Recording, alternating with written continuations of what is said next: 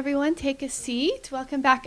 Before we begin the next presentation, we're going to hear the rest of Victor's question, which he now remembers. I'm so embarrassed, but it was just a momentary lapse. But what I wanted to say is, in regard to that last slide that we were discussing, is that these things shouldn't be in the Tipitaka, keep them out. In Chinese Buddhist bibliography, that's a very key essential, is what gets excluded and what gets included. Very strong sense of what belongs in the Tripitaka. Thank you. Okay, so for our last talk of the day, Aleix Ruiz Falque is going to, I'll read from the slide rather than the program here, is going to give us a talk on Alankara for the birds, the indirect reception of Dandin in Pali Burmese literature. Thank you.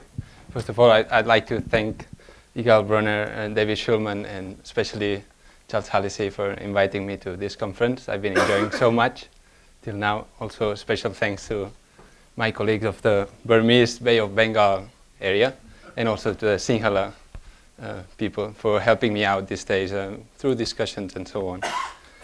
So far this afternoon, we've seen the influence or the direct reception of Dandin in Burma through attestation of manuscripts and inscriptions and so on.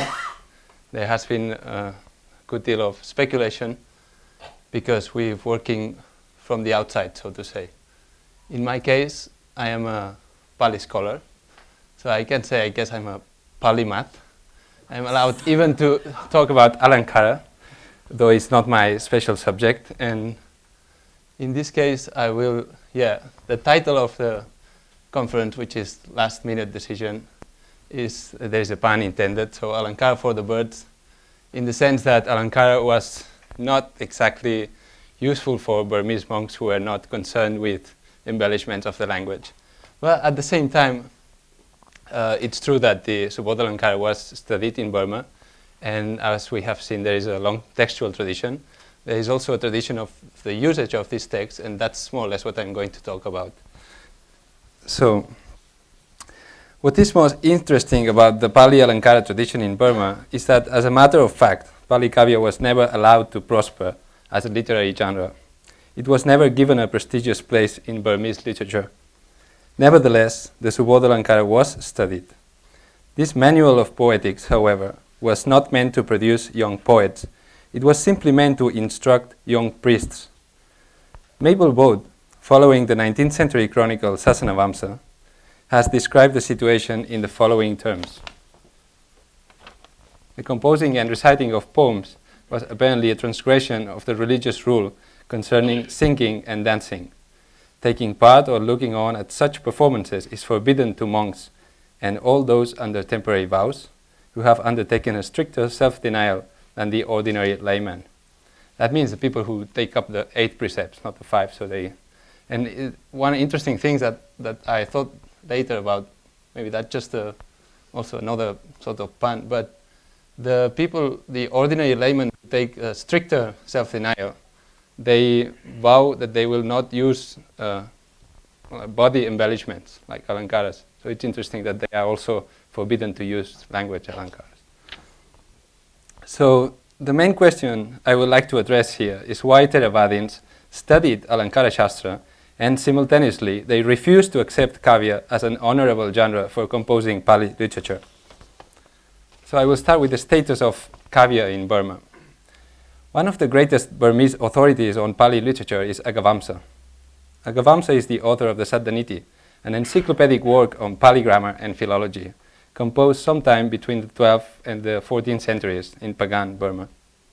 In the Saddhaniti, Agavamsa also discusses metrics and topics related to verse and poetry.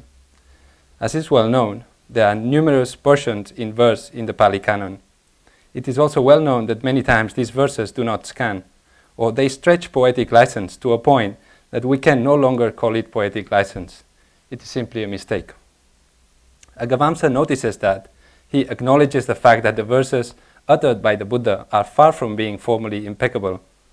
As a Buddhist man of letters, Agavamsa tries to account for this phenomenon, because the failure in meters suggests the idea that the Buddha was, after all, not as omniscient as he himself claimed.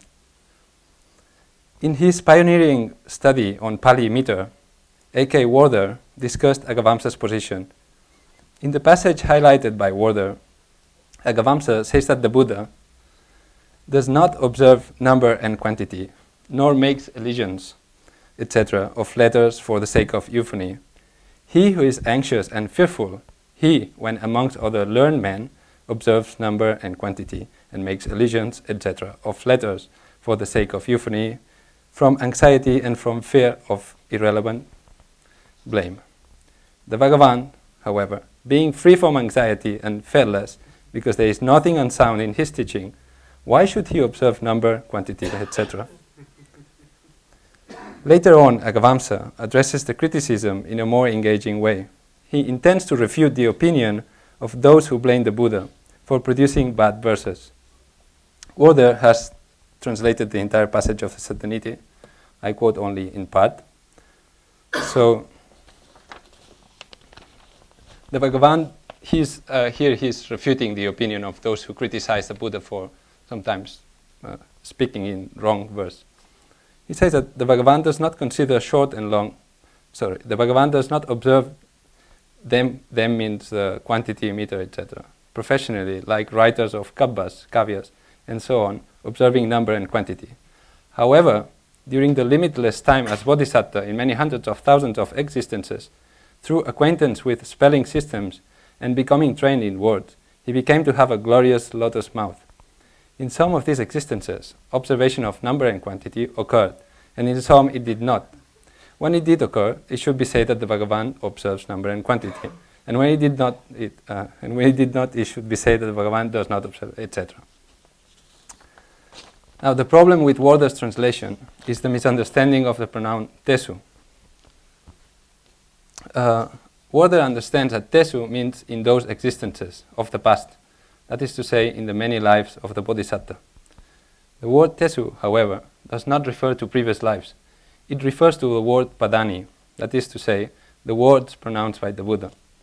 The passage should rather be translated as follows. This is a very rough pedestrian translation, but the meaning, I think, is the correct one and makes sense with Agavamsa's idea. He basically wants to say that because of during an incalculable time, during his thousands of births when he was a bodhisattva, he, the bodhisattva, was acquainted with letters, that is to say grammar, on the basis of the practice that had been done previously, in previous lives. The words came out of his glorious lotus mouth, being already formed. This nibbana means already derived. Among these words, some looked as if respecting the meter and prosody, and some did not look like this. The argument of Agavamsa implied in this passage is the following.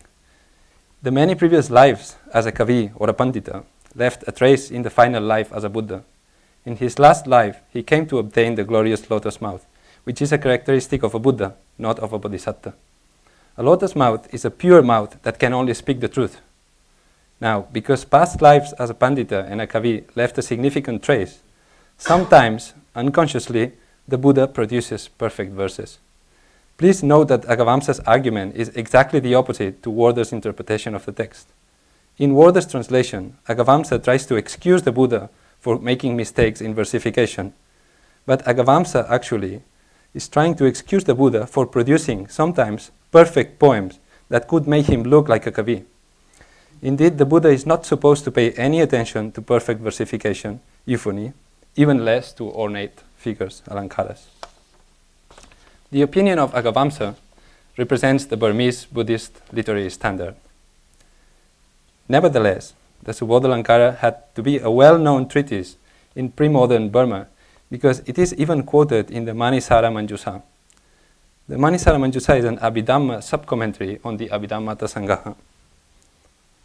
To contextualize here, the Abhidhamma Sangaha is a short summary of the entire Abhidhamma literature. It was written by the Sinhalese monk Anuruddha around perhaps the 10th century. Its tika, called Vibhavini, which was quoted before in one of the inscriptions or manuscripts, was composed by Sumangala Thera, a Sinhalese monk, around the 12th century.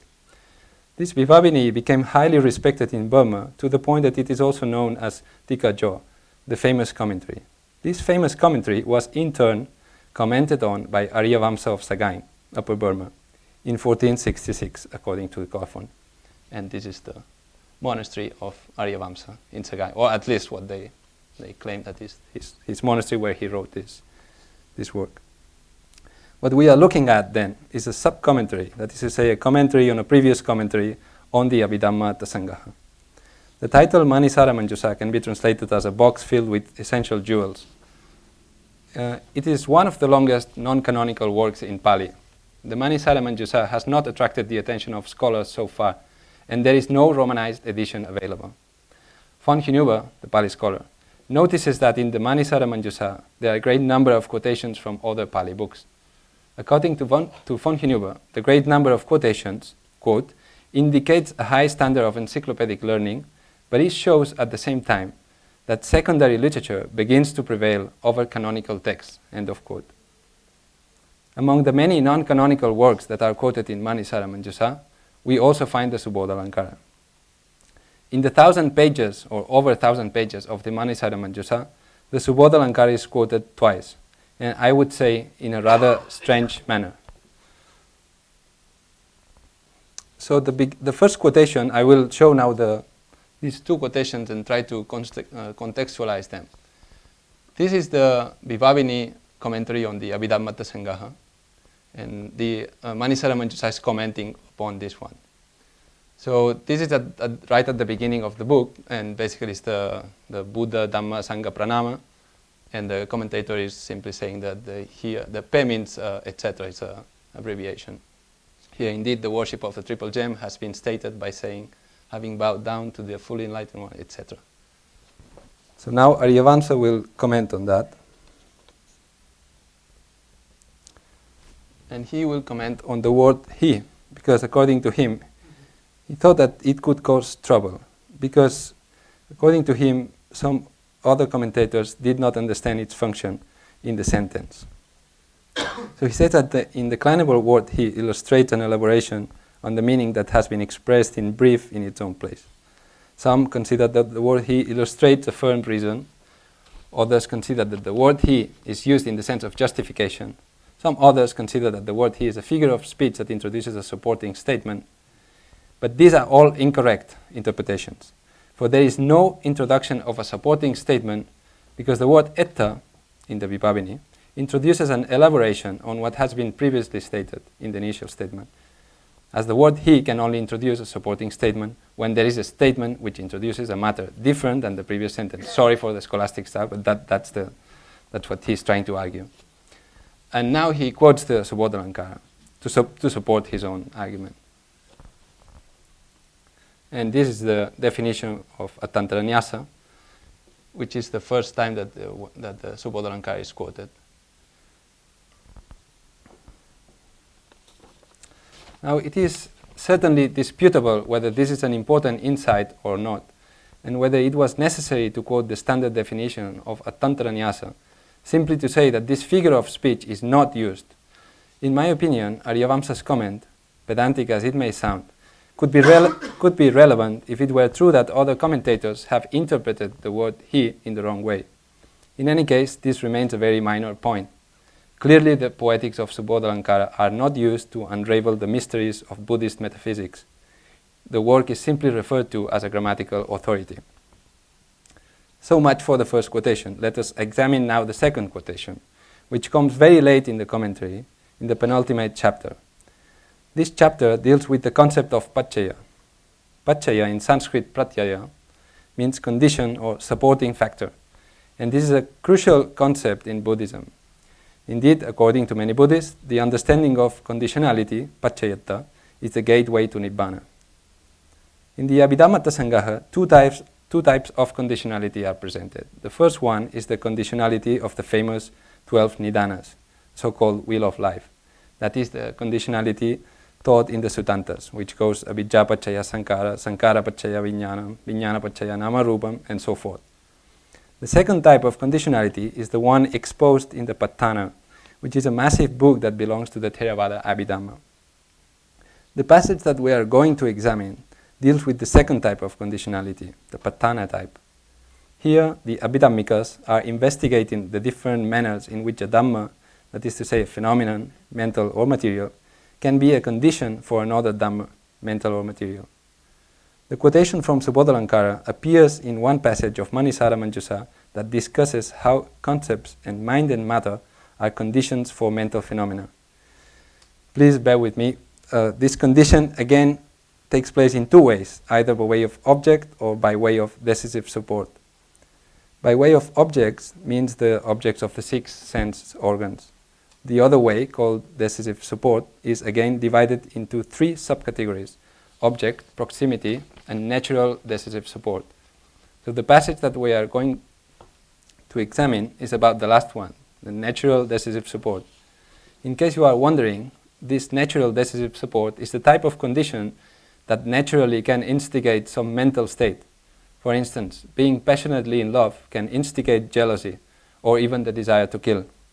Being sick can be a natural decisive support for the mental state of drowsiness and confusion. And like being in a conference for 4 days and the whole day, this can also be natural decisive support. So thank you for your patience. This is called in Pali Pakatupanisaya Paccaya, which would translate in Sanskrit Prakriti Upanishraya Pratyaya. Now, despite the many possible poetic nuances of this type of conditionality, for instance, passion, jealousy, murder, sickness, and confusion, do not expect the Subodhalankara to add any poetic twist in the interpretation of conditionality. The Subodhalankara will be used again as if it were simple grammar. Let's see the passage in Abhidhamma Sangaha. This is the original passage. In the natural decisive support is of many kinds: states of lust, pleasure, pain, individuals, food, longing, etc. The old commentary, the Vibhavini, will give two different interpretations of this passage. The first interpretation consists of reversing the word order of the sentence. That is to say, the interpretation is that greed, etc., and dwellings, etc., are as appropriate inside and outside. Here, basically, the key word is yataraham. So the interpretation of yataraham might vary. In placing the word yataraham at the beginning, followed by ajattam and bahidda, the old commentator Sumangala is trying to point out that these two possibilities represent a distribution in two types of effects. That is to say, that we are talking about two different results that are not mutually connected.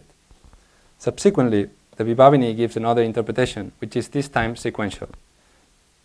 It says that alternatively the construction is exactly as it stands, etc., etc. Now the Manisara-manjusa will tackle the usage of the particle he in the second sentence, and this is the interpretation. So here again the Agavamsa is using will use the Subodhalankara to give an explanation of the function of he. He says, indeed, by this construction of the Vibhavinitika, this is a case of samattana. Samattana is indeed twofold, all-pervading or with a specific meaning. And among these two, each one is twofold, being joined with the word he or not. I guess the ones who are familiar with Alankaras have noticed already that he's saying samattana instead of atantara-nyasa. Why? I don't know. But yeah, he's clearly either confusing or using them as synonyms. So we are back to the same Alankara, but now Agavamsa for some reason called it with a different name. His explanation of Samattana is based on the commentary of Subodhalankara, that is to say, on the Subodhalankara Tika on Atantara-nyasa. This time he quotes the Subodhalankara in the verses that exemplify the verse quoted before. And these are the examples. I'll just run quickly through them. This is the case without the word he. Even those beings who are beneficial to the world, even the sun and the moon, look how they all pass away. Who can live above necessity? This one is based on Dandin, but not exactly following it. The other ones, as far as I could quickly see, are not based. This one is more Buddhist.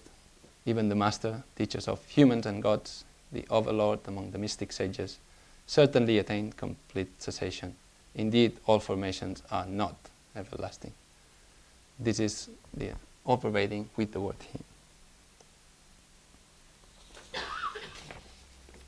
From the ocean of samsara, so difficult to cross, the conqueror leads the people to complete peace. Is this not a suitable destiny for those beings who are morally fearless? This is specific samatthana with the word, without the word he. And finally, here there is a problem. There's a problem in Agavamsa's quotation, or at least in the edition of which I will talk later. So we have to read Daraputam and Ragaparita. So, O conqueror, the bud of your well-colored lips, colors or gladdens the mind. For being yourself filled with color, or having yourself overcome desire, all others coming along rejoice. Now, in the commentary on this stanza, the old Tika on Subodhalankara glosses Hi Samattane, Tata Hi Iti Yatto, and the Subodhalankara-nissaya glosses Hi Tathaiva. From this, we can surmise that Samattana is the technical name for this variant of Attantananyasa. Now, Agavamsa continues with his commentary on the Vibhavani and makes the connection with the Subodhalankara.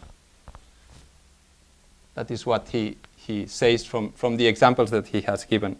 He reaches this conclusion, that the sentence beginning with for someone's greed, etc., is a specific Samattana accompanied by the word he. This is here the construction, and now he will give the yojana for, i.e., because someone, etc. Here I only wanted to highlight that he's glossing he as yasma. So that's his interpretation of he. As I have said, Agavamsa glosses he as yasma. This does not seem to correspond to the gloss in the Subodhalankara Tika or the Subodhalankara-nissaya Tika that propose the gloss tatahi or tataiva. Agavamsa's gloss actually seems to contradict his own argument and makes the quotation from Subodhalankara a bit odd. But I think it is possible to see the influence of the old Tika in the use of the term samattana, which is used in the commentary of Attantaranyasa. The fact that only the verse is quoted indicates that the verses of the Subodhalankara are quoted without any explanation of them, indicates that the reader was acquainted with Subodhalankara, because without the knowledge of the Tika, the verse is ambiguous if not cryptic. The verses quoted by Agavamsa are simply meant to trigger the memory of the reader, who is supposed to have studied them before. From the examples that we have seen, Subodhalankara was considered to be a part of the philological sciences, alongside grammars such as the Saddatta Veda Chinta and lexica such as the Abhidana Padipika, which are also quoted in Manisara-manjusa. Now, having analyzed the influence of Subodhalankara in the text of Manisara-manjusa, I would like to talk now about Agavamsa himself as an active receptor of Subodhalankara, and that means indirectly a receptor of Dandin. I have mentioned in the beginning the assumption that Cavia was never a productive genre in Burma. This is, at the very least, an opinion open to question. It is true that on the one hand, Pali Cavia never thrived as an independent genre. On the other hand, Burma produced a great number of Pali works, mostly scholastic works. And at the beginning of every Pali book, as in Sanskrit and Prakrit and many other languages, it is customary to write a few introductory verses. They are conventionally known in Theravada Buddhism as Ratanataya Panama, homage to the triple gem. It is almost taken for granted that this homage is in verse and preferably in Cavia style. Alankaras are always welcome, and puns as well. The meaning of the first stanzas is conventionally established, and that's, quote, having paid homage to the Buddha, the Dhamma, and the Sangha, I will write this book, and then the book starts. The rigidity of this convention allows the poet to play freely with the words. Considering the fact that the Subodhalankara circulated widely in monasteries, I think it could be interesting to approach the introductory poems as the extant Pali Cavia in Burma. These laudatory poems are considered indispensable for driving away all dangers involved in writing a scholarly work. It is noteworthy, again, the connection that Agavamsa established between writing Cavia and being afraid of something, or not being entirely confident. I mean, suppose if you were the Buddha, you would not be afraid of obstacles in writing a work. So I don't know if there is a real connection in that, but it's true that the introductory stanzas are usually meant to drive away all dangers. Note also the connection between prashasti, which is prominent in the origins of Cavia, and Pali poetry that is, after all, a prashasti of the Buddha, his Dhamma, and his Sangha. If we take all the introductory stanzas of Pali works written in Burma, and that includes Cavia produced in the opening stanzas of Burmese Nissayas as well, we will have a remarkable collection of Burmese Pali poetry. This poetry is sometimes good and sometimes simply dull. At other times, it is difficult to determine whether it is beautiful or not, because it all depends on whether we want to read it as Cavia or not. In sum, the reading of such type of verses poses some problems that we can easily observe without leaving the Manisara-manjusa.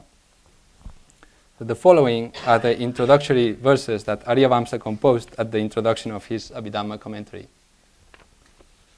I have tried to translate the first stanza, but I have given up after some attempts. My own expectation is that Agavamsa is playing with words, and the fourfold yamaka gives pairs of words that are similar but mean the opposite or mean different things. Still, I am unable to make sense of the stanza fully.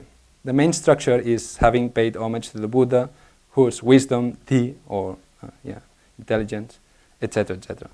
Now we can understand that his Dhi, wisdom, is Santa and also Asanta. That the meaning is perhaps that Dhi is peaceful and at the same time not fearful.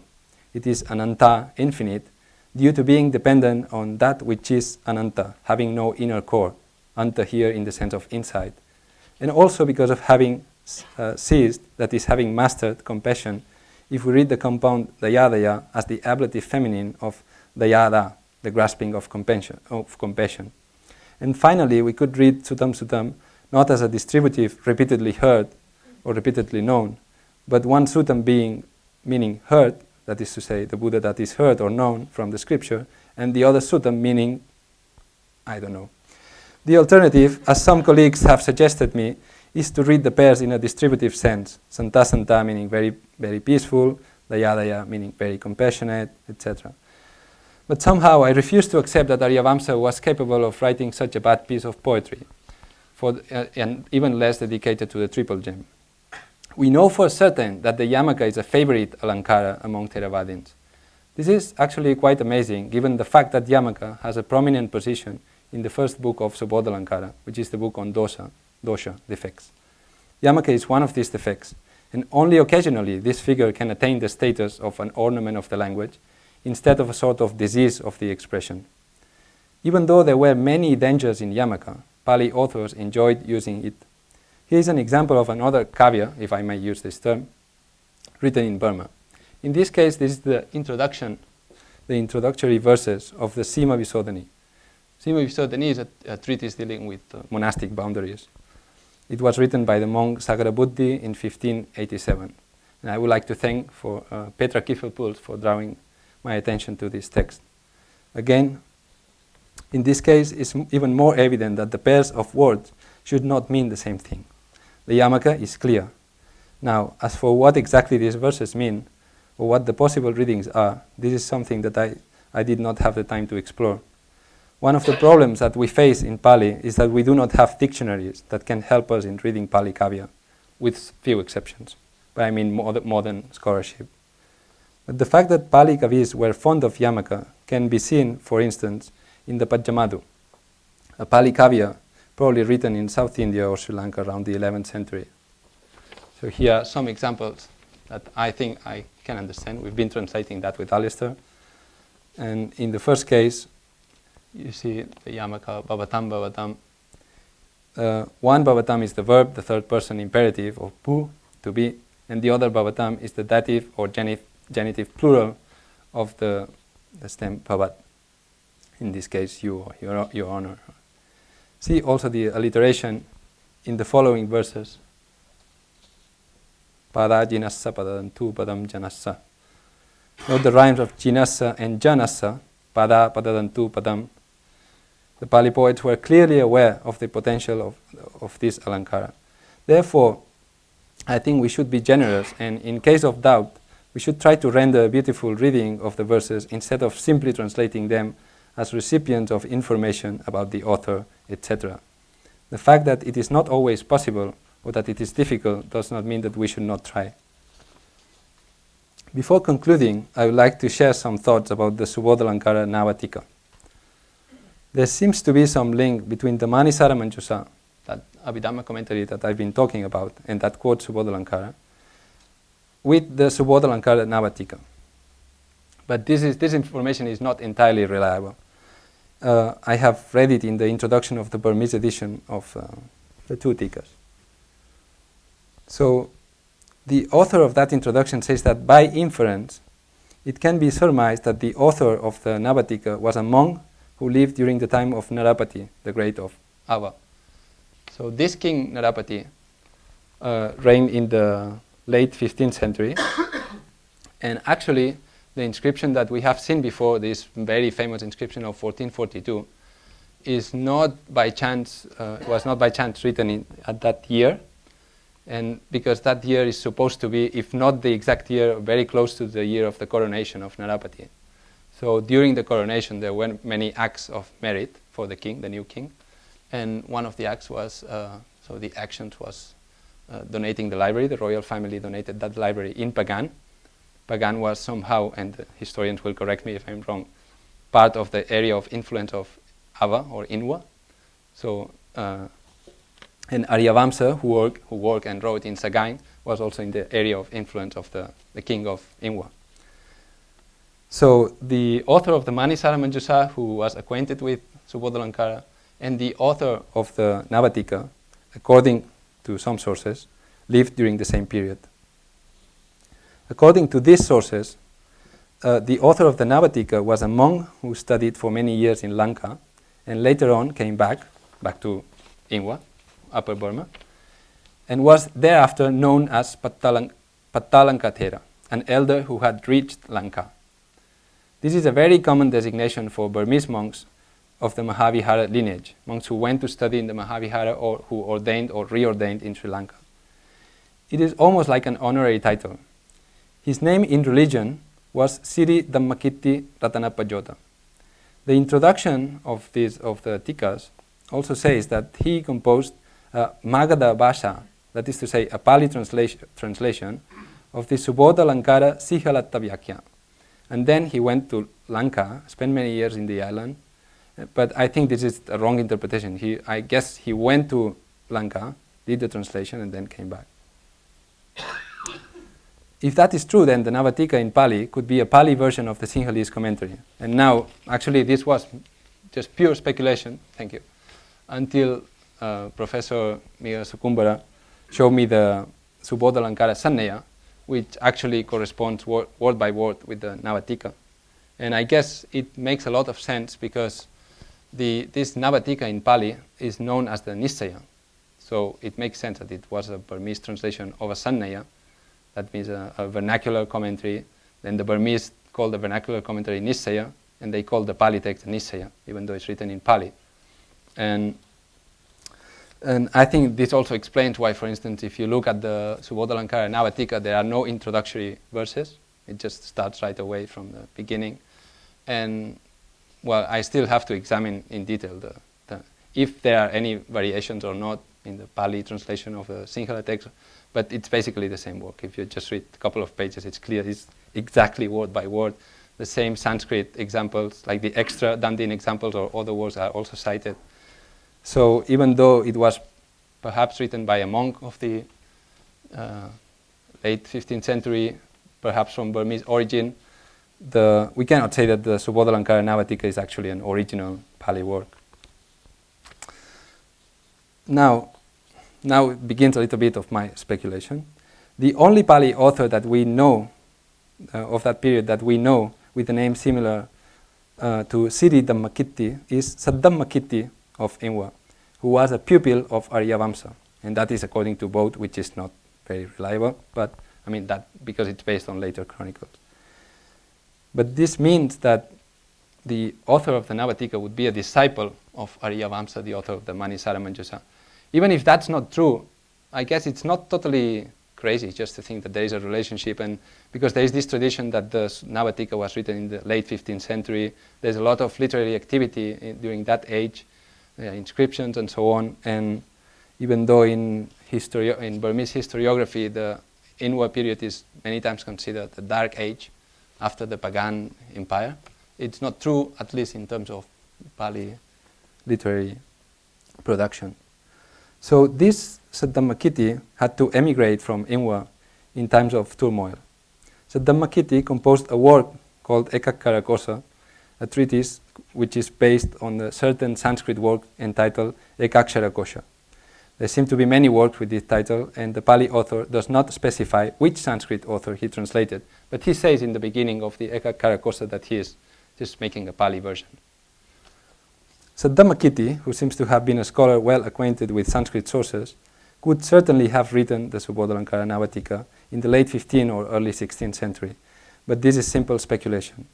It is nevertheless quite possible that the Navatika was written by the Burmese Sinhala community, to which Agavamsa also belonged. This community, in later chronicles, is sometimes called the Chapata Sangha, because they followed the same ordination as one monk from the 12th century called Chapata, who ordained in the pure lineage of Sri Lanka. So the focus on Mahavihara non-canonical texts would therefore be a thread of textual community that would explain why, as von Hineuber pointed out, Agavamsa quotes so many non-canonical books, including grammars and the treatise on poetics. Now concluding, as I have tried to show in this paper, the influence of Dandin in Burmese Pali literature is significant, but it is not the type of influence that we expect from a treatise on poetics. The Subodhalankara was treated as a grammatical authority, as the quotations in Manisara-manjusa show.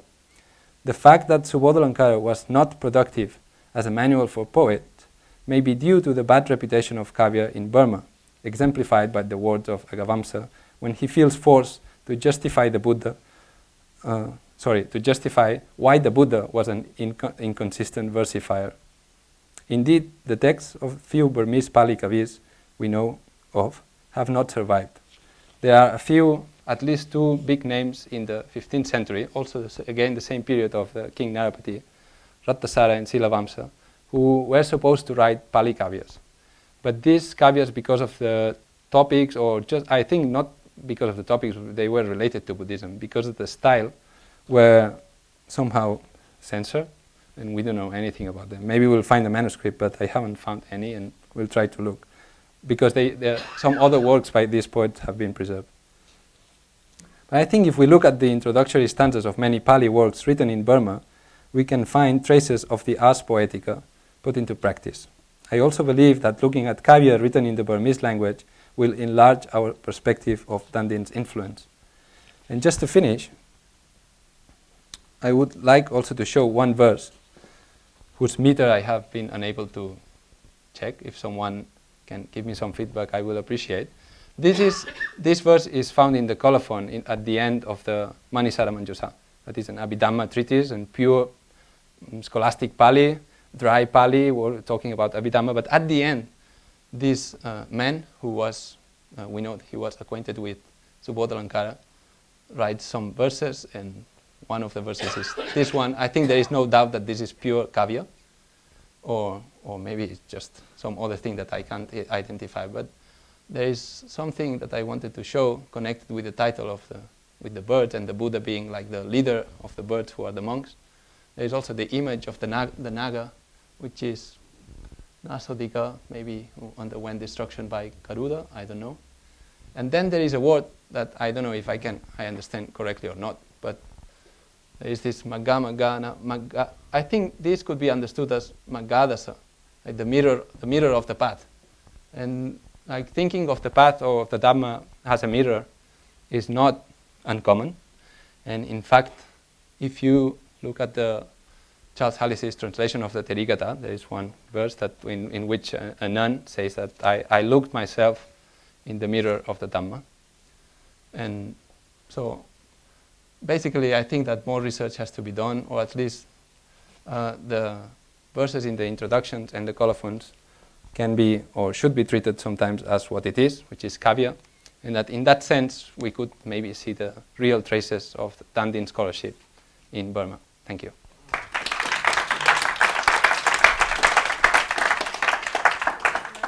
Okay, so now we have 20 minutes for questions.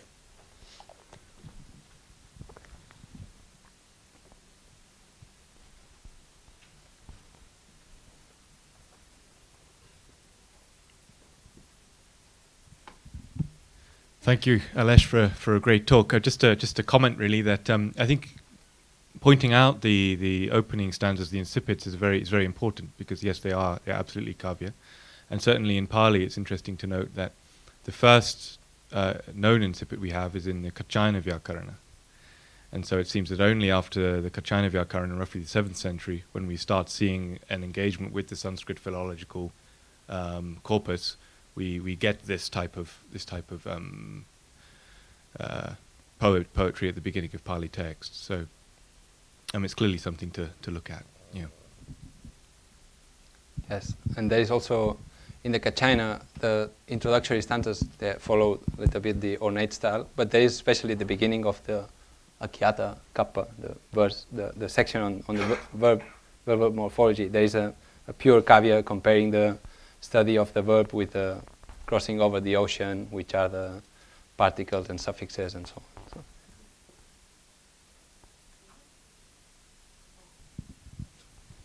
No, I'm sorry. I just was wondering what the image. I'm just having a little trouble parsing. Oh yeah, it might be small, bad quality. This is a Garuda and this is a snake. If you can see it, it is the head of the snake, head of the Garuda.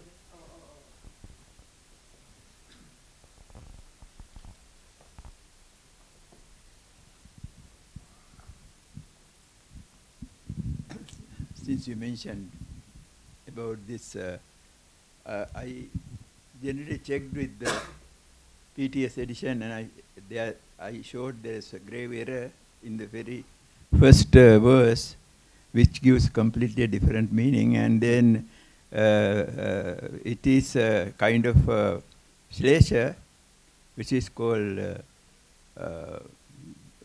considered as a shlesha, which refers to Saraswati, and Saraswati, taken this, I compared the two, and I found that it is actually referring to Chaturmukha Mukhambhoja Vanahansa, and of course the wordings are different, but in the commentary it is considered as a shlesha referring to this goddess, but actually it is referring to Dandi's Kavya Darsha. Now, Subodhalankara is a very composite text. It tries to trace all the traditions of Alankara Shastra, beginning from maybe the Brahma days up to very late times, where you have this Rasavada and things like that. But what is interesting for this is that in every case, in all the traditions here, in Sri Lankan traditions, we have later editions of Subodhalankara. In all those, they would try to fill gaps with quotations from Dandin or referring to Dandins in many, many places. But I think Subodhalankara author himself referred to by this shlesha to Dandin and his work. So it has been kind of. I also checked with the Burmese edition, and compared with our Sanne, there have been some additions made by the Burmese. I don't know what time, where, how and why. And for example, that in the Burmese edition of this text, it says this text was mainly meant for Yatipotakana, that is the young monks. But in our text, there is nothing, no reference to Yatipotakas. Mm-hmm. It was just common for everybody,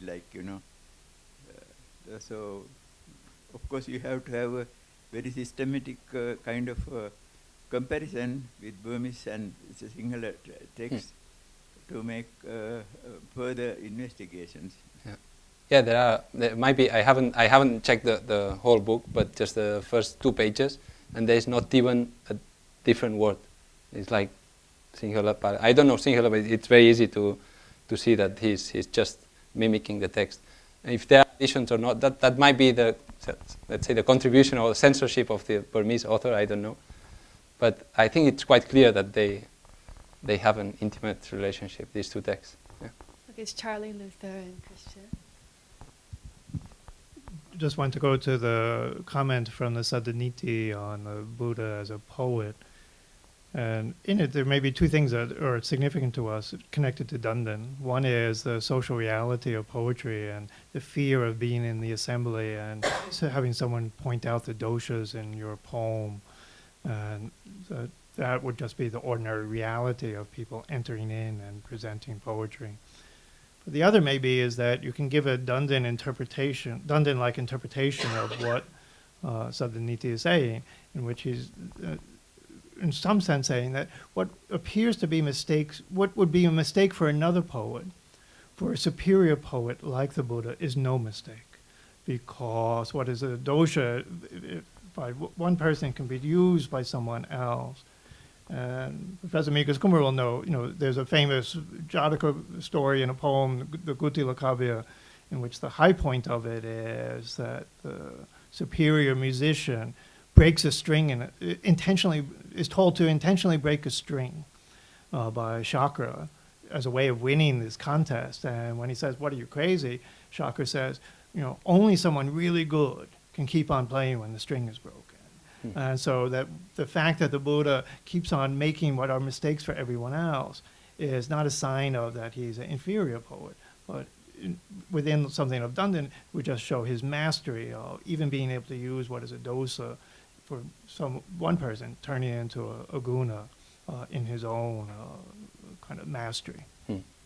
Yeah, in my interpretation, I think that was more or less the Waters' interpretation, but I think that at least I find it more interesting if Agavamsa is trying to actually prevent the Buddha from being a poet, because he has very bad words for poets and Cavia and so on. And I think it's interesting. I think if you accept that the Buddha was actually doing poetry, or at least according to Agavamsa, there is no way that you can overlook the mistakes as mistakes. But instead, if you argue as Agavamsa is trying to argue, in my opinion, he's trying to say that the Buddha didn't need to ornate anything because he was speaking the truth. And actually there is this saying in the Tipitaka that the Dhamma has only one taste, like the ocean. And as the ocean has only one taste, it is the taste of salt, the Dhamma has only one taste, which is the taste of truth. And the word is rasa. So I don't know if that has really a connection with poetry or not, but I think there was some sort of intention from the side of the Buddhists to separate what is Cavia and the embellishment of the language from the speaking the truth that doesn't need any. I mean, the truth itself is the most beautiful thing according to Buddhists, so you don't really need to make verses. But now Agavamsa he has to explain why, even though the Buddha didn't want to or didn't intend to be a poet, he actually spoke. Yeah, he actually spoke in verse sometimes. And then he comes with this strange argument that, of course, it's totally made up, that these are only traces, like anusayas from previous lives, when he was like in the Bodhisattva, and sometimes he was a Cavia, sometimes he was a Pandita, and only because of that, sometimes automatically the words come from his mouth already formed, already in verse. That's the argument according to my interpretation, but we can discuss. So this is a question just out of ignorance of the Pali tradition. I was just curious. So you have these things being written in Burma, you have things being written in Sri Lanka, I guess, as kind of centers of Pali learning. I'm wondering, is there differences in what sort of things are being composed just because of the kind of literary and cultural worlds that are different? Is Sri Lankan Pali different? Will they use poetry differently than things composed in Burma? Or is it all kind of one Pali thing and trends seem to be hard to isolate? That's a very good question, and I cannot reply with full confidence, but there is one problem in Buddhist scholarship, and I think Christian could talk more about that. The idea that Burma is a Theravada Buddhist country is actually not true, and we know that there were other traditions, and of course there was Brahmanical learning and so on, and there were even other Buddhist schools in the country, and what we know, what has survived is a very particular sect of Buddhism, of Theravada. We call it Theravada Buddhism, like the Mahavihara Buddhism, which is from Sri Lanka. And that's why all the Pali works produced in Burma and then in the context of continental Southeast Asia are more or less similar when they belong to this community of monks who ordain in the Mahavihara. and followed a set of texts that were not canonical, but became a sort of cult or sect canon, sub-canon. And these include like grammars and the Subodhalankara and so on. Now, why then the Pali authors of Burma did not write kavyas like in Sri Lanka? Like in Sri Lanka we do have kavyas in Pali. But then there is another problem, that some of these kavyas like the Pajamadu or like the Telakadaghagata, we don't know who the author was. And they might belong to other sects, not the pure Mahavihara, but other schools of Buddhism that later on became merged with the Mahavihara. And for some reason or the other, this kavya survived. But that never happened in Burma. And if it happened, then there was some later censorship. So we don't have a very faithful picture of how Burma was in the, let's say, even in the 15th century. We know one part of the story, we don't know the full story.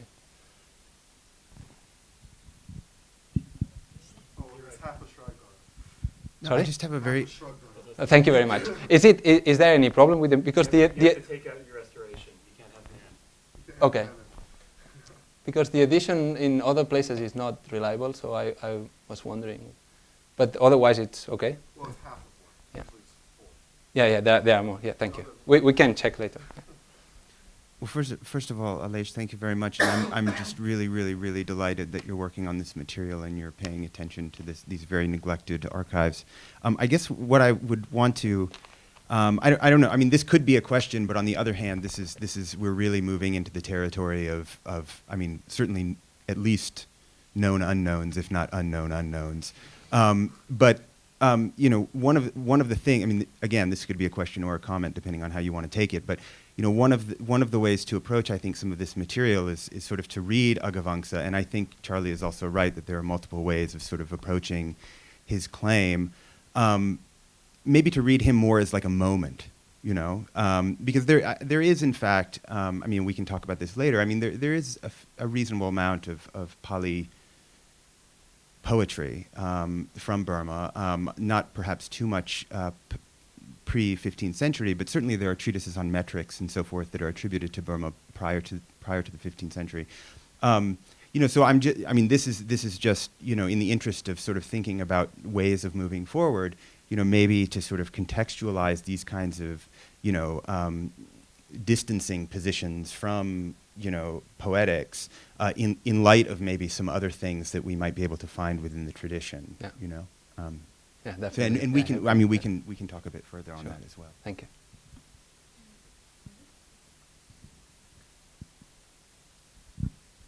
So, thanks a lot for a very interesting presentation. It's just a small piece of information. Since you have been talking about avoiding ornaments and speaking the truth, you might be interested to know that Jnana Sambandar, one of the 3 authors of the Thevaram, was composed 383 hymns and was a Shaiva. One of his accusation against Buddhists is that they compose poi katturei. So katturei means ornate prose, and poi means full of lies. That's very good. Thank you. I will. If you can give me the reference Yes. later, I will take it. Thank you. Actually, in relation to this, I can't remember which sutta now, but in one of the suttas, Buddha cited to say, whatever is said by me is well said. Subhasita. Like what is well said is dharma. So doesn't need alankaras.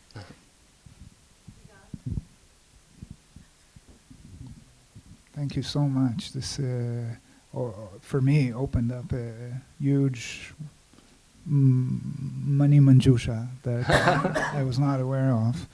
And that seems very, very promising. And I, again, want to, especially in light of what Christian just said, to reiterate the principle that when there is strong resistance to something, that's a good sign that something is there. And so there is this culture of belles lettres. Maybe it's sometimes pushed only to the Mangala verses. Maybe there were cavias that were lost, or so. But there is something. And so two points that came up in my mind.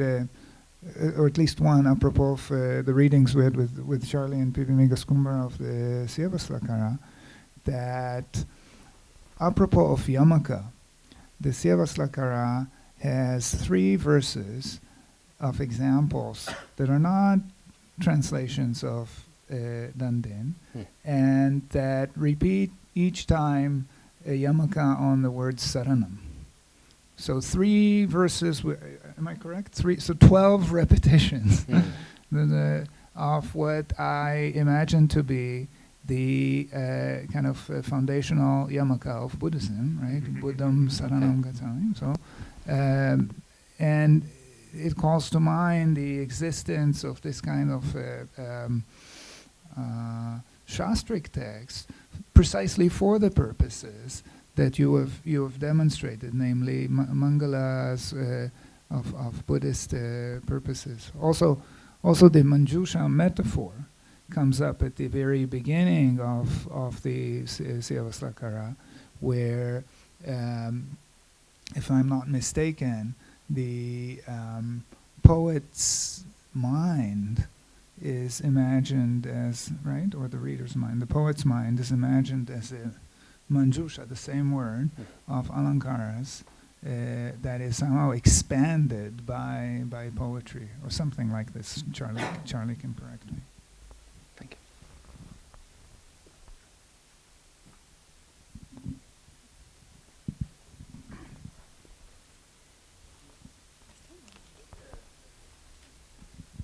I'm just said something about the knowledge of Buddha, about this poetry and things like that. You know, he rejected that on one occasion when somebody wanted his teachings to be put into chandas. He objected to that because he didn't want to confine his teachings to some kind of metrical form, because I think it would have been something like the Vedic recitations. So he wanted it to be free, and he didn't want it to be confined to a given language.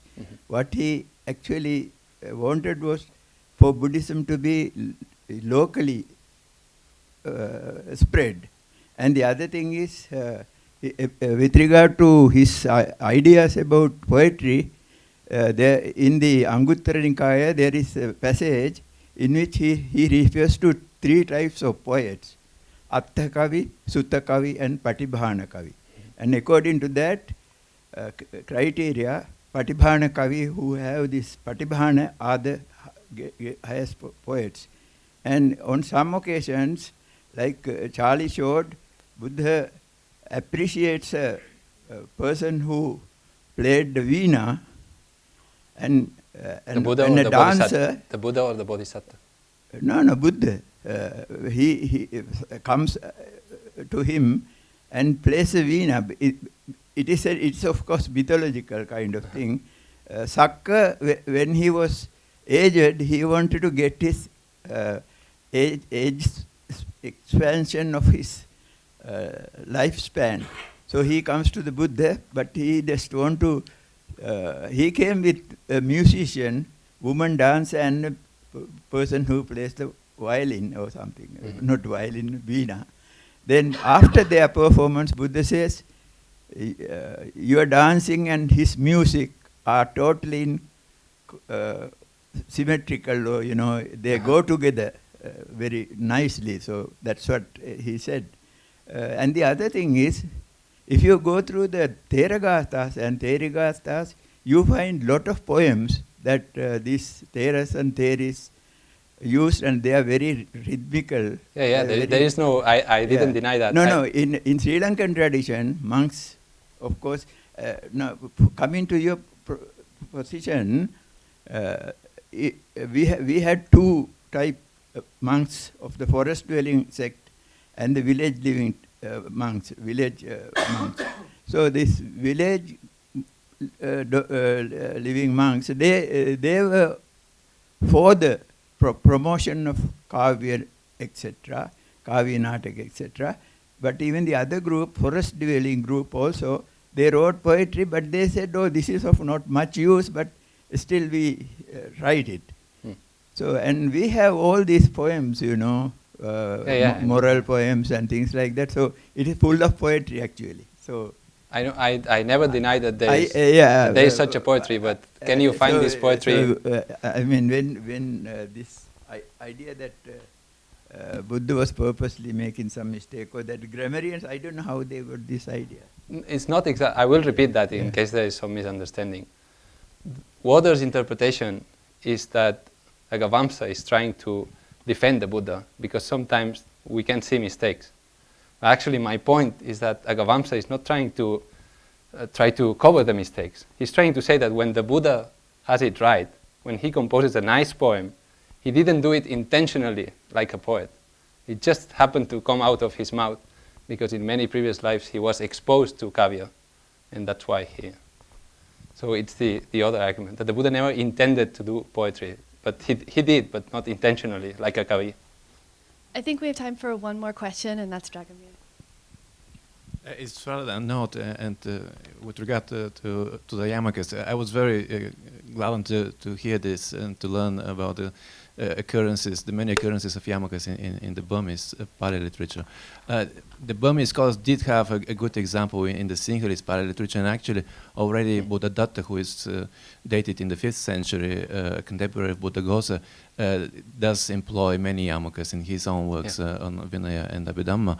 And I should add actually that Ratna was particularly fond of yamakas, and he has them everywhere. So Subodhalankara is no coincidence in my view. And if you take the Madhurata Pakasini, for example, the commentary on the Buddhavamsa, which was of course studied also in Burma, we have several gems there. And if I may read one of them, it says, Atara jagaham varara jagaham nagara javare nagaram tugati giriraja varo Muniraja varo migaraja gato sugato pigato. Thank you. Thank you. I would like to say something just to conclude. Can I say something in reply?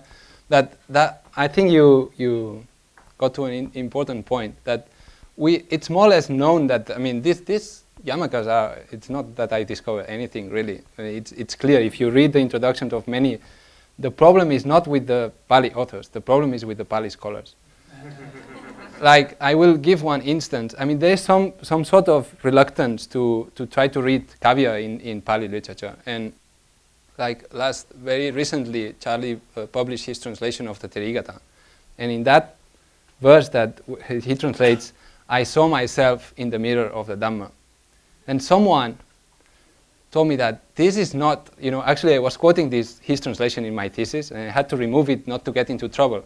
Because the actual verse, he says, I saw the mirror of the Dhamma. I say, okay, but what's the point? I mean, the idea is that if you saw the mirror, you saw yourself, right? So the translation is right. If you don't translate it like he did, I think then the rasa is lost, or the Alankara sometimes. And like this, with some of these yamakas, I did the test. And there is a Pali list in the internet, like all the Pali nerds, we go there when we have a doubt, and we send our questions and so on, and that's great. And so I try. I say I don't really understand the yamaka if it's a yamaka. If it's not a yamaka, it's no problem, just a repetition. But if that's a Cavia, which I think it is, then there must be something else. So I send it, and there were only 2 replies. Generally, if there's something like canonical, there is like an avalanche of people telling their own idea what Buddhism is. And in this case, it's not canonical. I don't care. And so both persons, both scholars, came up with translations that were okay. Daya, daya. They didn't see it any other way. Daya, daya means very compassionate. Like sutam, sutam, very hurt or hurt many times, and so on. It's like if you start translating yamakas like this, it's like eating sand or something. It's impossible to read. It doesn't make any sense, and more because they knew Alankara Shastra, and we know that they knew because they quote these treatises. They were aware of this thing. So yeah, that was maybe my only point in this whole presentation. Thank you, Aleix, and thank you to all the panelists today. So don't forget, those of you who are coming to